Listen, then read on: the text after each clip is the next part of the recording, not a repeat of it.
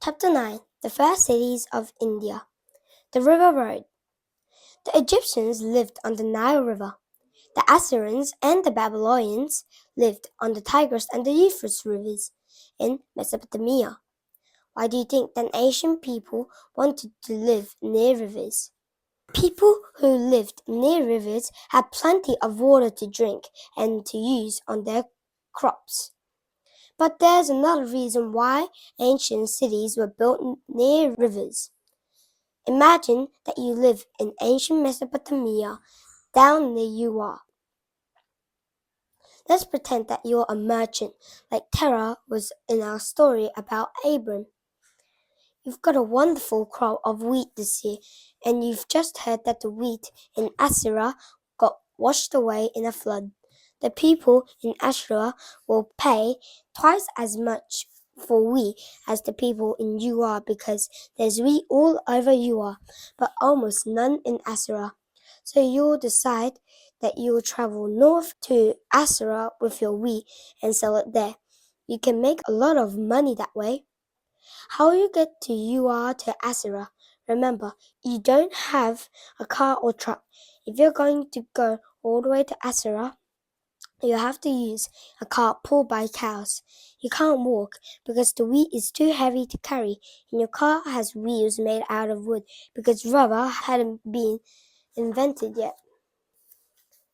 How long do you think the wheels will last? Will you have to stop and fix them between Ur and Assyria?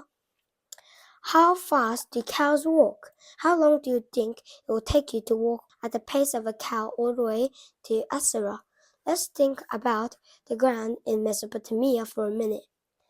In this area, the ground is either sandy or rocky. Remember, there are no bulldozers and paving machines to make nice, smooth roads.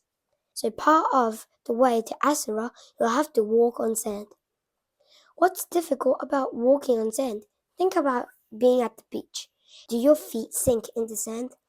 What if you were pulling a very heavy cart with wooden wheels? Would the wheels sink in the sand? Let's also think about rocky ground.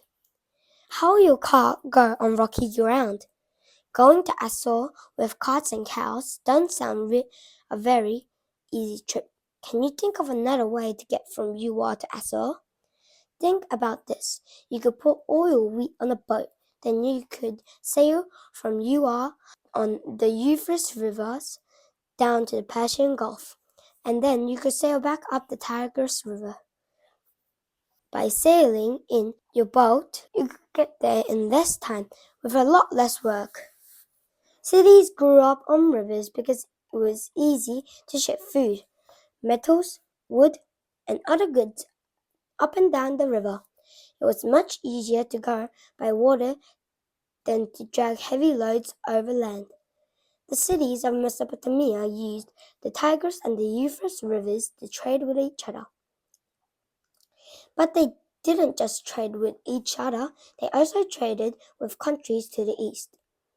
And one of the countries they traded with was India. The people of India also used a river as a road. Their river was called the Indus, and the land around the Indus River was called the Indus Valley. The people in India settled in this valley because they could drink river's water, fish in it, and use it to water their fields. They also sailed up and down the Indus River, trading with each other. Eventually, people of India sailed out into the Arabian Sea.